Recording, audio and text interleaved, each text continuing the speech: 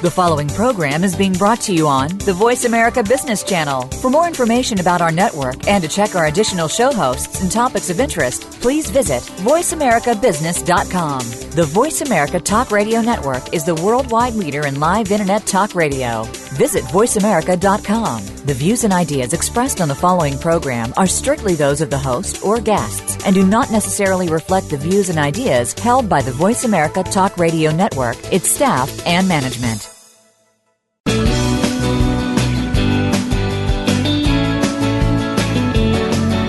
In the past few years, we've heard the term free agents and been told we would all need to become one in order to succeed. The recent economic structures have helped to promote this concept as reality. Where do we get the tools to take control of our career path in the present and future? Welcome to The Career Confidant with your host, Marie Zimenoff. Marie and her guest experts are here to provide you with the tools you need to move forward and achieve your career goals. Now, here is Marie Zimenoff. Welcome to the Career Confidant, and thank you for tuning in. This is your host, Marie Zimenoff, and the Career Confidant is really here to give you the tools that you need to take control of your own career, whether you're job seeking or you're trying to move up in your company, or maybe even trying to move out, start your own business. So over the past year and a half or so, we've been providing some information, invited some great guests, encourage you to go back and look at some of the shows that are on the Career Confidant's page here at the Voice America Business Channel, and see what other topics might be of interest to you if you're just tuning in.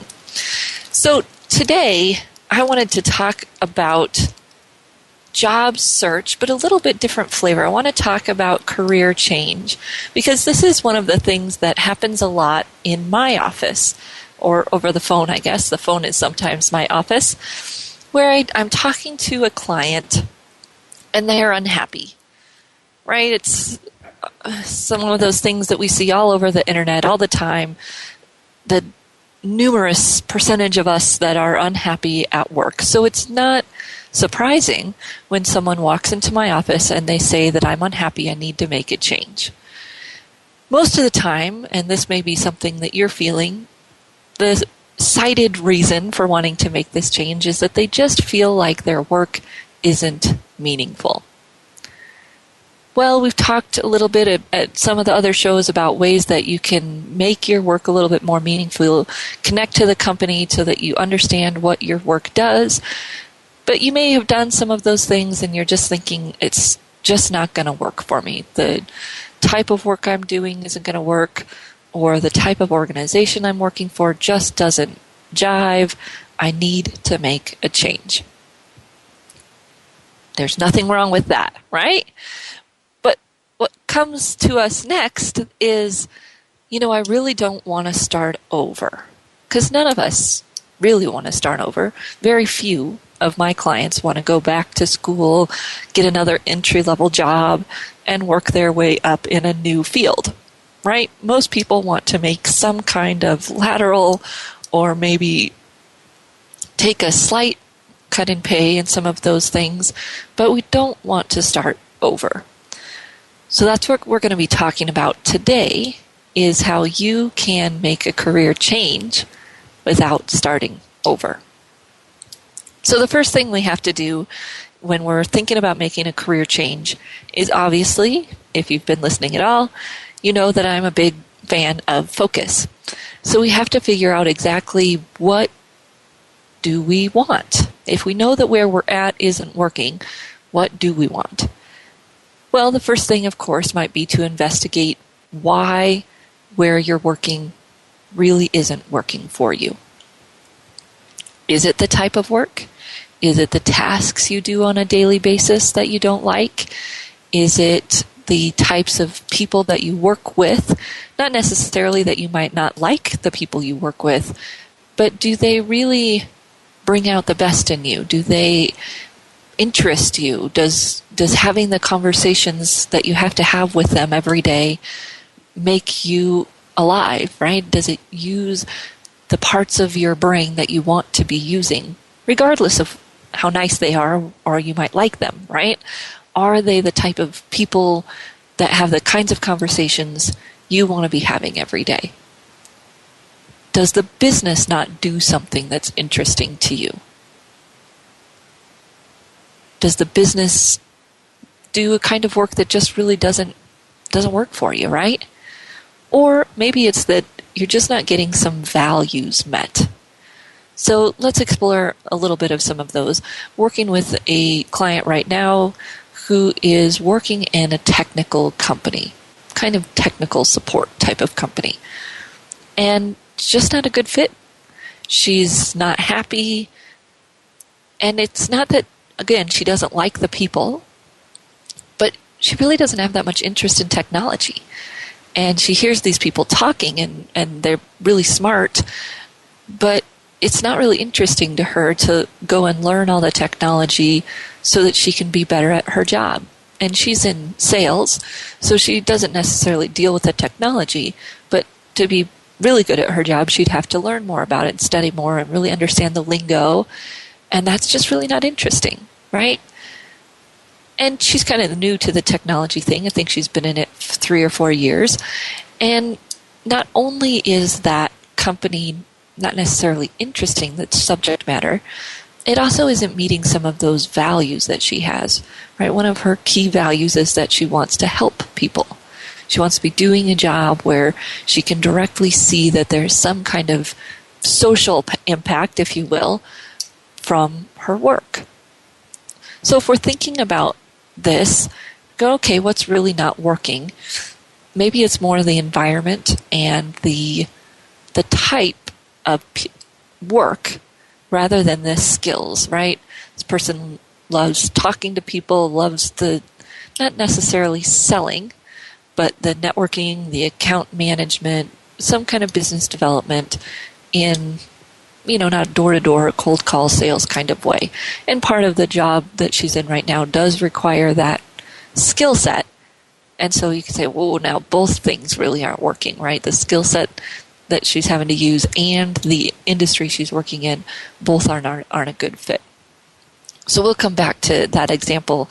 Let's call her Paula just so that we have an example there. Paula in technology, not really jiving with the skills, but definitely not jiving with the industry. So what do we do, right? If we can identify what's not working, then we got to think, okay, so what type of change is it that we need to make? Now, here's where a lot of people set themselves up for starting over, is right here in the first phase of decision making. They kind of throw the baby out with the bathwater, right? And I don't know where that expression came from. It's not a great one. But if we think about, do we really need to totally start over to be happy? And what I can tell you from just one session with Paula is no, probably not. Here's why. The skill sets that she's using and that she's used in the past, right, before this job, do jive with where she wants to go. Sure, there are a few skill sets that are missing. Some kind of project planning, ability to generate new ideas and do new programs. Some of those are missing in the job, and some of them may be a little weak from the past experience, but they exist, right? There are things there that she could do. So when I think about career change, I think about it in this way. You've got the roles that you play, and those are the skills that you use, right? Are you a salesperson, a manager, a technology person, a manufacturing person? What are the skills that you use every day? And then what are the industry that you work in? Again, right now that Paula's in technology, but not loving it. Before, she's been in more community-minded and outdoors-minded types of activities. Those are the industries. So we've got to look at career change kind of in those dimensions of you're doing a certain role in a certain industry. You could make a change to change industries, but not roles. So that would be Paula going into a account manager or some kind of business development role in a different industry. So getting out of technology that would be a career change. Paula could also decide to change functions or roles in the technology industry, right? So let's say that it's the sales part that really isn't working, but she liked technology. She could make that change. In her case, that change might be a little bit harder because we'd have to really look at skill sets. But the hardest transition, and the one that a lot of people try to go for first, is to change everything. Right? I'm going to change the skill sets that I'm using, and I'm going to change the industry that I'm in. Those changes typically require someone to go back to school, to start over. And most of the time, those really aren't the changes people are talking about making, and they aren't necessarily necessary to be happy, right? Because if we can really figure out what's not working, even if we can just change one thing or the other, maybe even making a bridge to that complete change, we won't have to, quote unquote, start over, right? Because we can use the skill sets that we've been using, or we can leverage our industry experience and probably some of our skill sets to make a little bit of the change in what we do, the skills we use every day. But that industry experience will help us make a transition in the industry. So that's our decision-making process, right? If we're really thinking about making a change, it's sitting down and figuring out what really isn't working. Are there skill sets that you're not getting to use that you want to use? What skill sets do you use that you do like? Because we're going to want to build on those if you don't want to start over, right? So we have to uncover something about what you do now or what you've done in the recent past. And I say recent past because that's where hiring managers tend to focus. So if we want to leverage that experience, what have we done in the recent past that we do like, so that we can move it forward into the new job. So we're going to come back here in just a few minutes and keep talking about how you can make a career change without having to start over.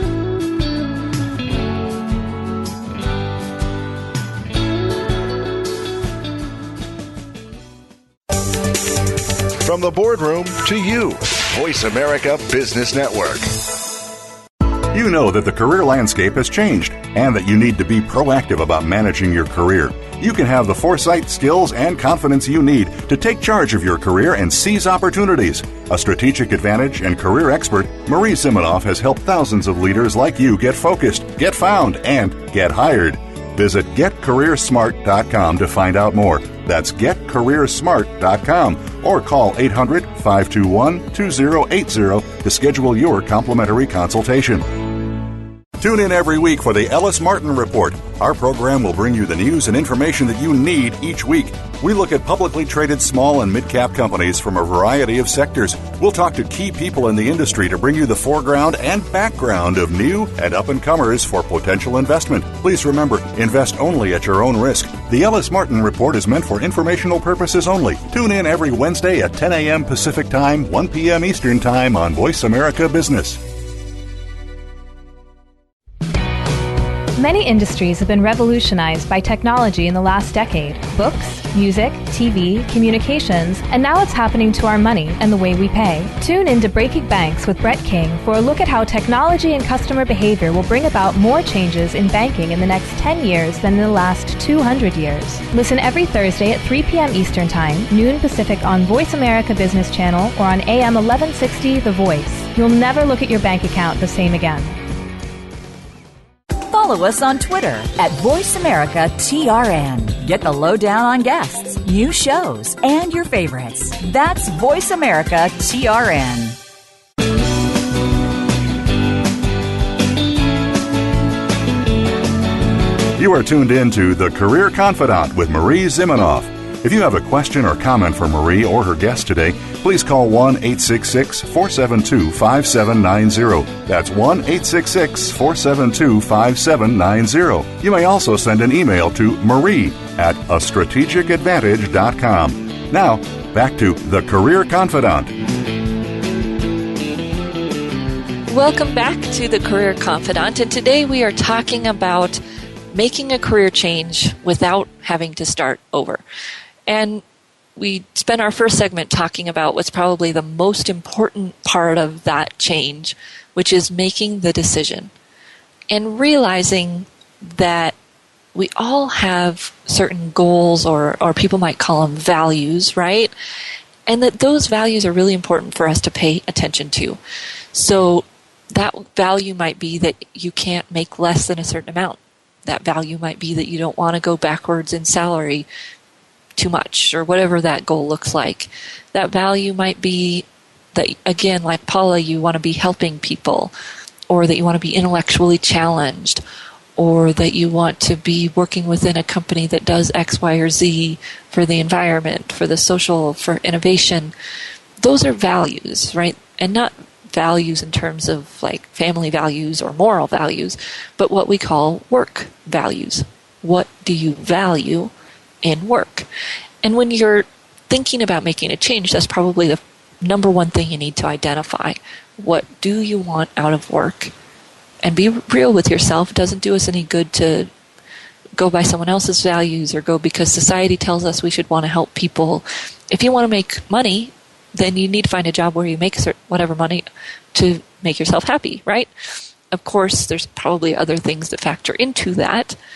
And we've got to know what things we are really needing and what things we could compromise on, because success in job search really does require us to make some compromises. If we're going to hold out for the exact perfect thing, you can just stay where you are or stay unemployed, because as we all know, nothing's perfect, right? So figuring out what's really important to us, what do we really need, and why are we unhappy? Then we can decide, okay, so what change do I really need to make to take a step in the right direction? Do I need to change industries? Do I need to adjust the skill set that I use on a daily basis? Those are all decisions I can make.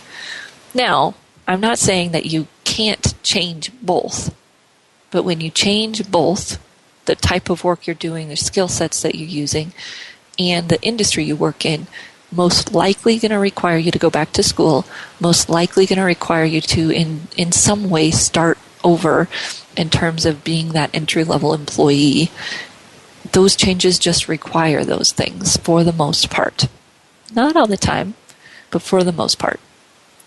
So a little change, one, might do everything we need it to do, and two, can again meet some of our life needs or life goals for those of us who are over 35 or whatever it might be that have some of those realistic life needs. So, okay, we figured out what we want to do. We figured out where we want to go in terms of our change. And let's say that Paula decides that she wants to be a development director in the nonprofit arena. So, development director, he's using the same skill set, right? The sales, the networking, account development skill set that this person's used in the past, but changing industries from technical to nonprofit. That transition can be challenging all by itself, right? Because that's a big change in terms of industries. And thankfully for Paula, she's got some experience that is similar to the nonprofit world. Might not be that way for all of you. We'll talk about that more when we get to the job search section. But before we even worry about that, of course, we've got to think about how we're going to brand ourselves, or how we're going to tell the story of what we've done and what we can do in the language of our target audience. So when that target audience is shifting from technology to nonprofit, there's a big transition in our brand, right? Talking about sales and size of company that I've worked with and how many maybe computers I've sold or licenses to software. None of that is going to make any sense or have any meaning or show that you fit within the nonprofit environment, right? So we've got to think about how to change that verbiage, change that language in the resume documents itself, the LinkedIn profile, right? How do we build that bridge? Obviously, we've got transferable skills. And transferable skills is one of my least favorite words. I get the concept. I think the concept is important. But for some reason, when I talk to people about transferable skills, there seems to be some magic involved that people think these skills just transfer themselves, right? And it doesn't really work that way. I like to talk about translating the skills because that's what really needs to happen. You, or if you're working with a coach, right, these are the people that I see that I think really benefit from working with a coach or a resume writer who understands career change, because you've got to change the language. You have to translate from what you've done to their language. So if you closed XYZ sales with companies leading to, 250 software licenses and whatever that looks like, you've got to put that in a language the nonprofit can understand. And part of that might depend on what types of nonprofits you're going for, and part of it's going to depend on how they verbalize the skill sets that they're looking for. So this is one of the few great uses of Career Builder or Monster or Indeed is to go on and find job descriptions. And again, it doesn't matter if they're local, because we just want to find job descriptions that match what you want to do, and look at the language.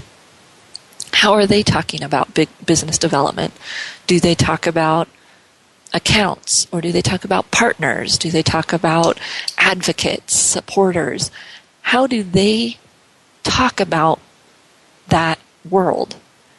Then you translate, right? You don't want to go too far because it might sound a little funny, but you could talk about securing partners. Yes, they were clients or accounts or whatever, but just weaving in some of that language into your job descriptions can really help you show that you're a fit, show that you've done the work that they're looking for, and make that translation.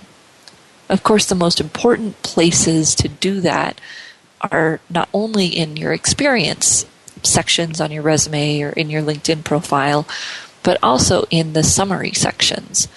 And summary section on your resume, all of that language should be clearly focused on this new target audience, right? And speak their language, and maybe even highlight some of the nonprofit work that you have done, getting some of that experience across. Same thing in your summary, right? On LinkedIn, we've talked quite a bit about if you're job seeking but you're employed, how do you walk that line? And you've got to do that in your LinkedIn summary, right? Where you're talking about this job that you do right now, but again, using some of the right language. And then within that summary section, because it's perfectly acceptable to talk about things beyond work there, you can also speak to your nonprofit work that you do, the causes you're passionate about. If you've got accomplishments in terms of raising money for a nonprofit or managing a project, even as a volunteer, right? Those things can all be part of your summary on LinkedIn.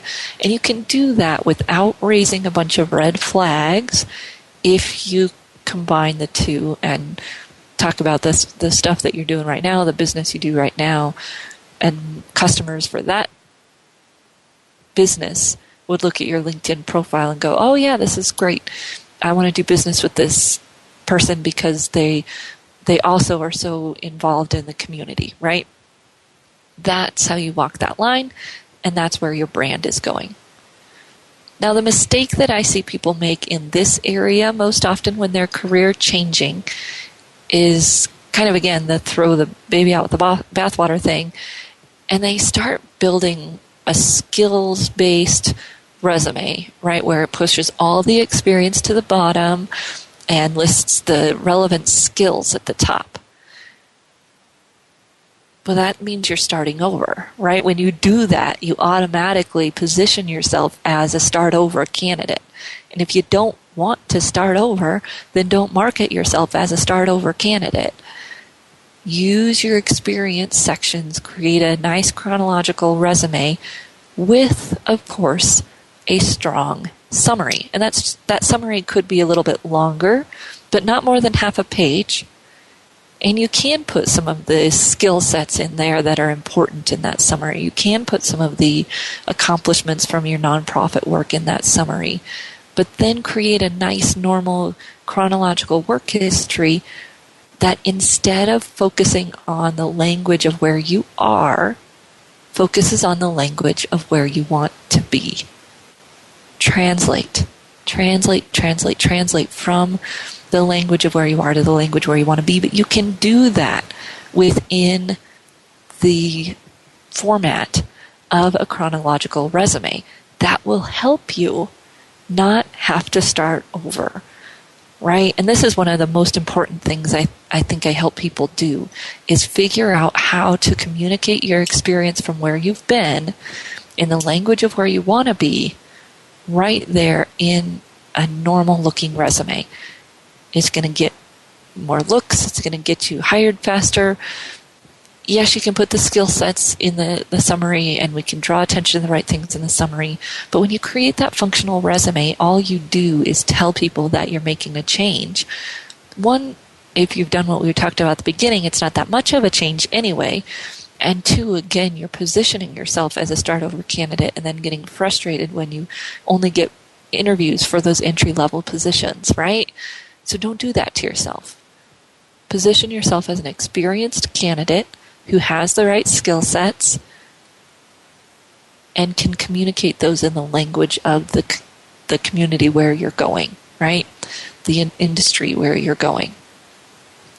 That branding piece, and again, you proactively translating your skills on the resume is important, not just for the resume's sake, but because it sets you up for how you're going to talk about yourself and how you're going to communicate in the language of where you're going throughout your job search.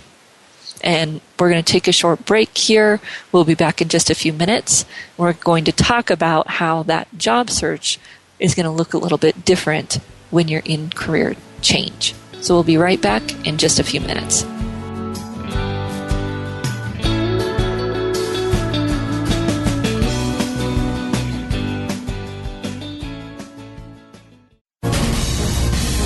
Voice America Business Network, the bottom line in business. You know that the career landscape has changed and that you need to be proactive about managing your career. You can have the foresight, skills, and confidence you need to take charge of your career and seize opportunities. A strategic advantage and career expert, Marie Zimenoff has helped thousands of leaders like you get focused, get found, and get hired. Visit GetCareerSmart.com to find out more. That's GetCareerSmart.com or call 800-521-2080 to schedule your complimentary consultation. Game-changing technologies and strategies are transformational, exciting, and disruptive. They shake up your status quo, get you thinking about new ways to scale, compete, and grow, and move you in new directions. You're invited to take your coffee break with Game Changers on Thursdays at 7 a.m. Pacific, 10 a.m. Eastern for our special series on The Visionary Game Changers. Learn how savvy leaders change perceptions and influence the future. Meet the Visionary Game Changers, presented by SAP on the Business Channel. We're making it easier to listen to the Voice America Talk Radio Network live wherever you go on iPhone, BlackBerry, or Android. Download it from the Apple iTunes App Store, BlackBerry App World, or Android Market.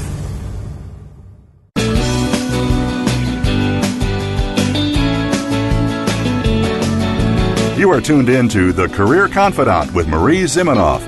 If you have a question or comment for Marie or her guest today, please call 1-866-472-5790. That's 1-866-472-5790. You may also send an email to marie@astrategicadvantage.com. Now, back to The Career Confidant.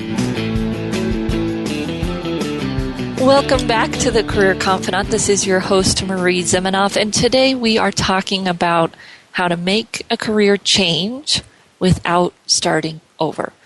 And we've been using the example here of Paula, who is trying to get out of the technology industry, doesn't mind sales types of things, but getting out of some of the cold calling types of activities, back to more of the community development that she did a few years ago. And again, I see that pattern with some people, and you can go back. You can even go back to things you did a long time ago. There's a completely different resume strategy for that. When you try to go back too far, then we've got to change a strategy. When you're just going back a few years, we can usually make that work. It's all about, are you trying to change skill sets? Are you trying to change industry? How can you do one or the other and avoid doing both? Because when you do both, it usually means you're in start over land, right? And if you want to do that, that's fine. It's just realizing that you're in start over land, and those are some choices that you're going to have to make in your transition. So we've talked a little bit about branding and resume writing and LinkedIn profiling in making this transition, and that you want to leverage the experience that you have either in the industry that you are continuing in, and the skill sets then that you want to change would be how you try to highlight there. Or if you're trying to change from one industry to another, you're highlighting those skill sets and those relevant wins, but it has to be in the language of your new audience so that that can work. And again, using the summary sections of both your resume and your LinkedIn profile to communicate that change, to communicate the relevant skills, and maybe even a few accomplishments that would be important for that new type of job. Now, that said, there may be some volunteer activities or professional association type activities that can help you make this transition. So this is a resume sample from a training program that I teach, but it was a real person at some point in the past where someone was trying to change they were in the hospitality industry, been doing more of, like the mid-level management, and wanted to take a step up into a more senior role, more focused senior role. But they'd been doing a lot of work in the professional associations within the industry. And so to take that step up, part of the strategy for the resume was weaving in those experiences within the professional associations, even though they were volunteer, weaving them in where they belonged in the chronological order to show this person's higher level leadership, even though it was in these professional associations, right? So there was a way to weave in those skills that the person wanted to use and really highlight the industry expertise that was going to help them make that move, right? And so you might be sitting there, you might be thinking, I want to do that, but I don't have that experience. Well, great, you can go and get it, right? Volunteer, do something that helps you build your resume in that direction. Going back to school would take just as much time, right? Going to get your MBA would take just as much time. If there's another way to do it, going to get your MBA might be something you want to do, but if it's not, there may be another way to get that skill set on your resume that you're wanting to get on there to make that change. It might just be volunteer, but guess what? You don't have to put a separate section for volunteering on your resume. You might want to. You might want to mix it in with the other stuff, and that's okay. For Paula, thinking about her nonprofit goal, I guess we'll say, we could do the same thing. We could put volunteer experience and volunteer leadership in the resume. We could weave it in with the experience, or we could put it in as a separate section. We could even put it as the first section before professional experience, as long as professional experience started on the first page. Can't hide it on the second page. All that's going to do is make the hiring manager totally ignore the first page and skip right to the second page, right? So there's a lot of different ways that we can make that experience weave into the brand itself on the documents. So that's not only for the resume, right? it's also because you're going to have to be able to talk the language and know what experiences you want to highlight as you work through your job search. So job search, and this is not necessarily unique to career change, but it's definitely more important when you're in a career change, is that you have to know what that focus is, right? If you want to make a change and you want to get out of, like Paula, you want to get out of the tech industry, you got to know where you want to go, because you're going to have to network. And certain industries are going to be even more reliant on that than others. And the nonprofit industry is one of them, right? Nonprofits typically don't spend a lot of money to hire, especially smaller community type nonprofits. And so you gotta know somebody, you gotta find out about the position from your network and network into those positions, right? That's how those organizations typically hire. They send a job description to their network and they say, please send us who you know. Maybe they post somewhere, but that's how they get their best applicants, and they know it, and that's what they want. So when we're thinking about changing, we've built our brand, we know where we want to go, and so now we're out there networking. Maybe one of the best things about this kind of transition is that your conversations can be very exploratory, right? You don't want to dig yourself in the hole of saying, I don't know anything about the nonprofit community, so I'd love to talk with you. And you can leverage that a little bit, right? I'm really interested in the nonprofit community. I've done some research about your organization. I've been volunteering in these organizations, but I need to learn more about the landscape, right? I need to learn more about the community needs, whatever it is. And you're going out there and doing that exploratory kind of networking to start building your network in the new direction. Now, obviously, if you're employed, you'll do that a little bit differently.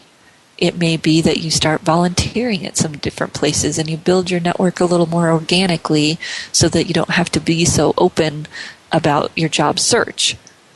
That'll actually probably be just as, if not more, successful than searching or networking with the quote-unquote purpose of job search, right? The more organically we can do that and connect with those people who are already in our circle, the better off we'll be. But when you're trying to make a transition, sometimes that part of it's challenging. Who are you okay telling that you're thinking about this change? Or are there ways you can network there in a way that makes sense for where you are now? So working with a different client who's trying to make a transition out of investment kind of industry into more of the startup type of industry, obviously has some experience on the other side of the table, one might say. But we've been talking about how she can go into those settings, the startup type of settings, but not necessarily be there to job search, but be there why they should be there, right? To be there as an investor or the person who knows about money, and provide that kind of persona when they go, instead of being there to job search. Be safer for her current position and actually probably a better jumping off point for relationships. Of course, you don't want to pull the bait and switch, so actually have to be willing to help people in the role that you're currently in. And it can be a great way to make those relationships and help yourself build some community in the new area. Find out who might be in that inner circle as you expand it gradually, that you can tell that you're looking at making this change. But most of these people who are making career changes that I'm working with right now have clearly identified their inner circle people, their advisors, if you will, their support system. And those are the people that they are telling, okay, this is where I'm headed, this is what I want to do.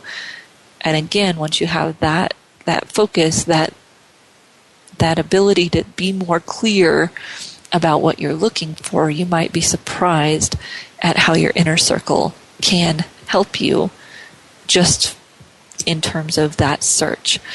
So the biggest keys when you're making that career change in your job search are to think about, one, not selling yourself short, right? The minute you start talking about, I've never done that, or never done this, or I'm really thinking about making a change into something completely new.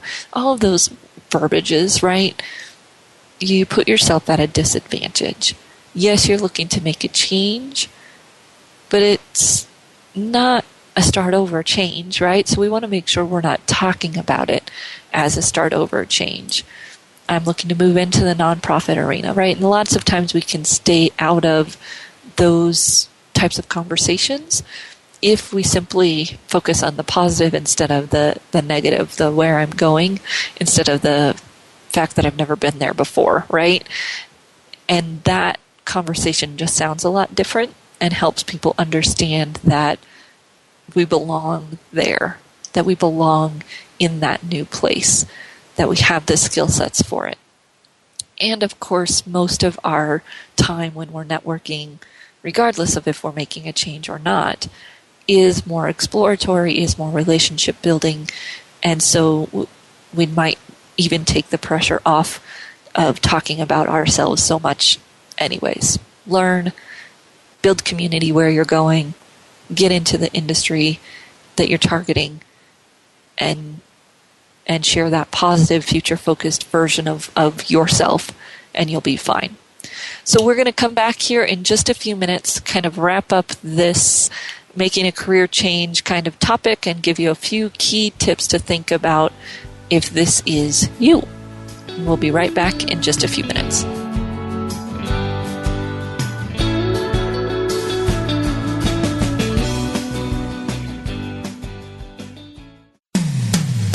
When it comes to business, you'll find the experts here. Voice America Business Network. You know that the career landscape has changed and that you need to be proactive about managing your career. You can have the foresight, skills, and confidence you need to take charge of your career and seize opportunities.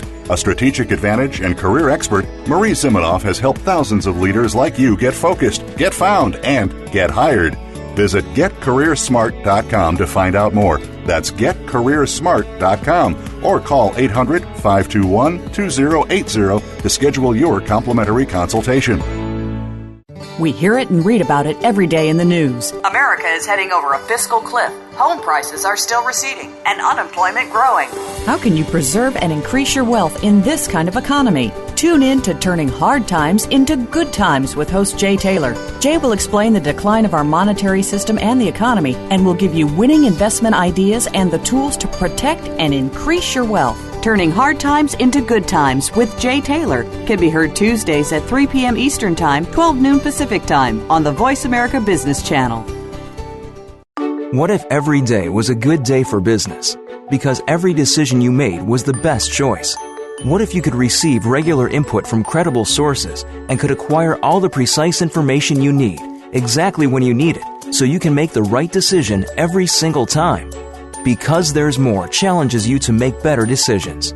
Join Laura Ellis every Monday at 9 a.m. Eastern, 6 a.m. Pacific, and 2 p.m. GMT on the Voice America Business Channel, and learn how to think differently for better decisions, better business. Become our friend on Facebook. Post your thoughts about our shows and network on our timeline. Visit Facebook.com/Voice America.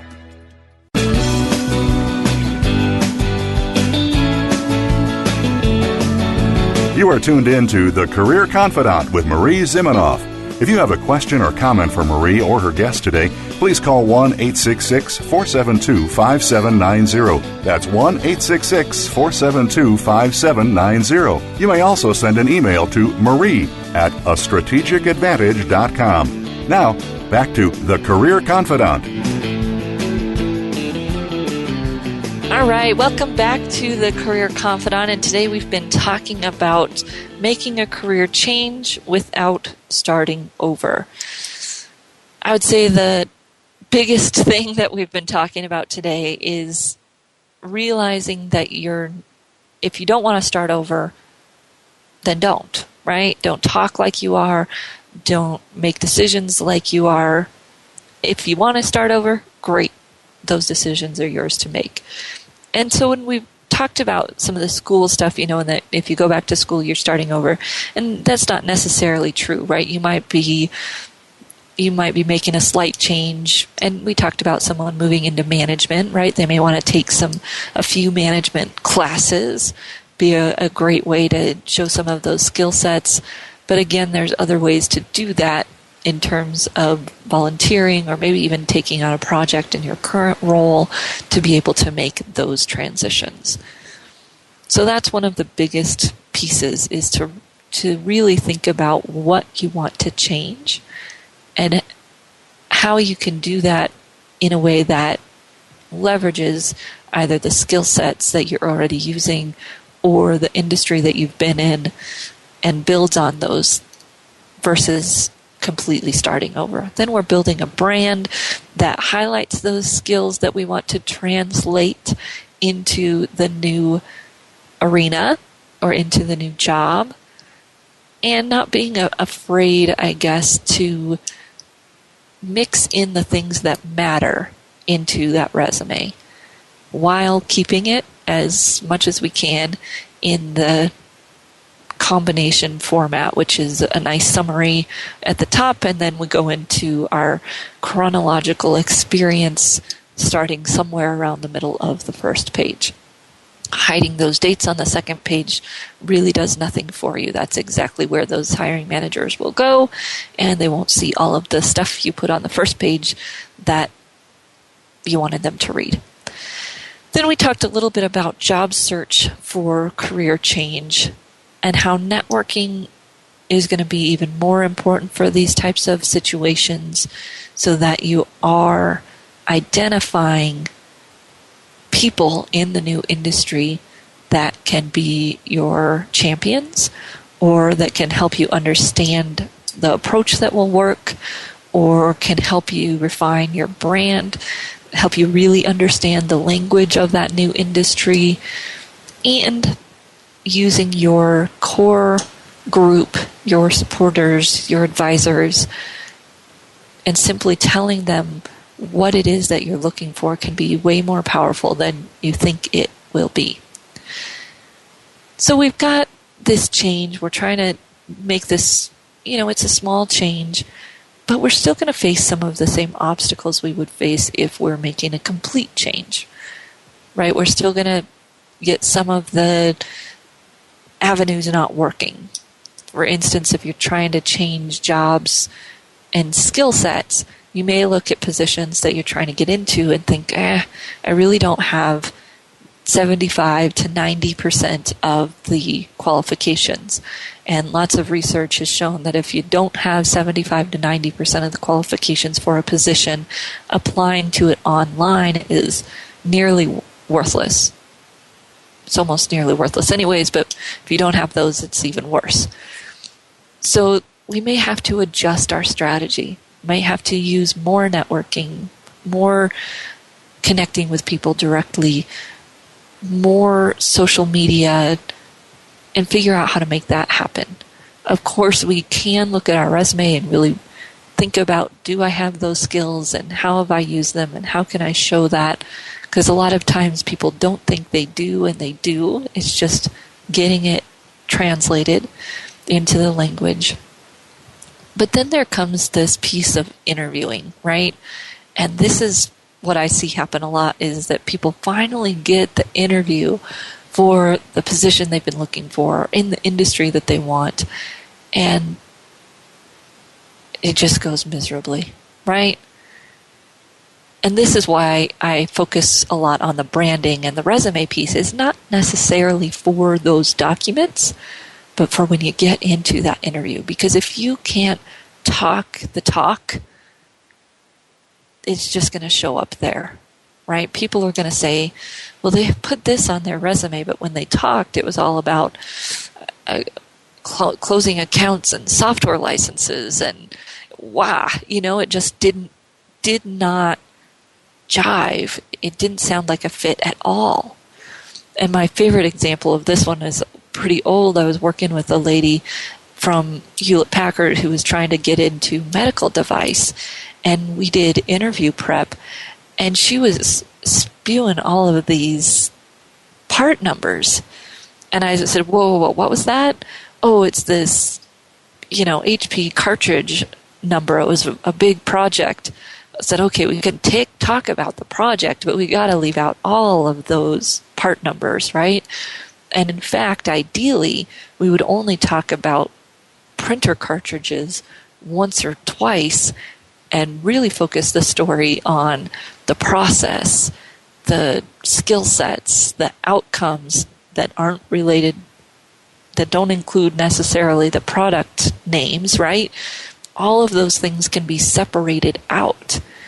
And that's something you'll have to practice if you're making a career change. You will have to practice telling your stories without the industry lingo.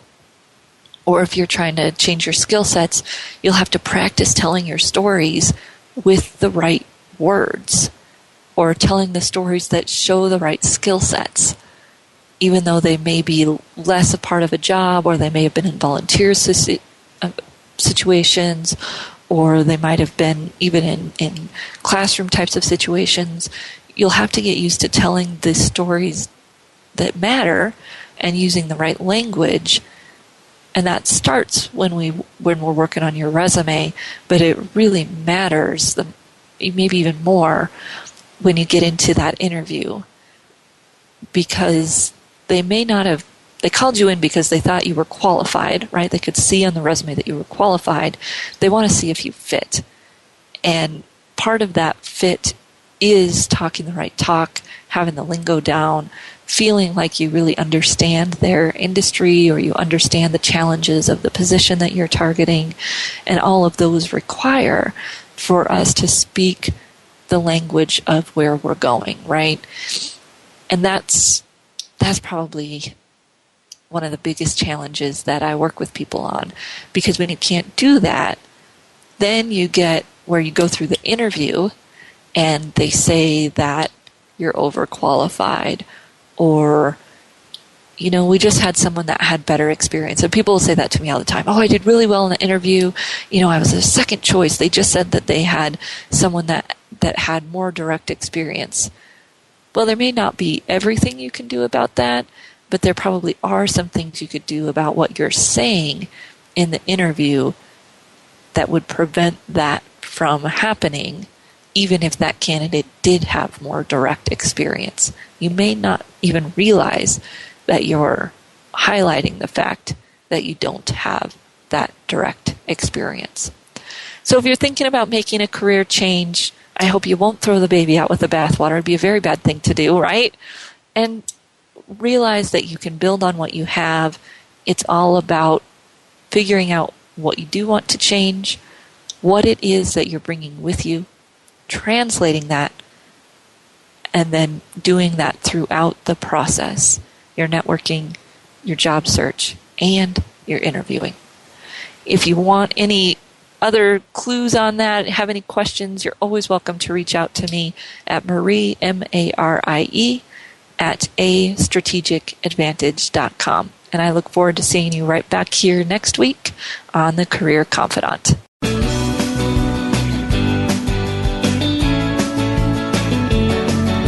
Thank you for listening to The Career Confidant.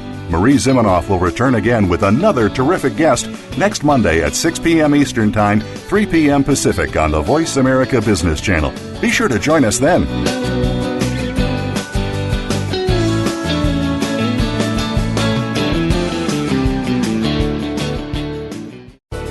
Thanks again for listening to the preceding program, brought to you on the Voice America Business Channel. For more information about our network and to check out additional show hosts and topics of interest, please visit voiceamericabusiness.com. The Voice America Talk Radio Network is the worldwide leader in live Internet talk radio. Visit voiceamerica.com. The views and ideas expressed on the preceding program are strictly those of the host or guests and do not necessarily reflect the views and ideas held by the Voice America Talk Radio Network, its staff, and management.